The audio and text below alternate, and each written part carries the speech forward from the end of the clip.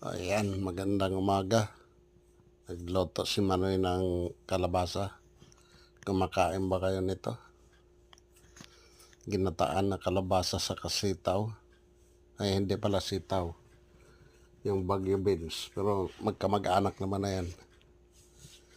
Kung kumakain kayo nito, comments below and subscribe. Maraming salamat. Ayan yung ulam namin pananghalian na ginataan. Sarap. Okay, halika na, kain na tayo mga manoy-manay. Magandang araw sa inyong lahat. Ingat. Huwag makakalimot mag-subscribe. Bye-bye.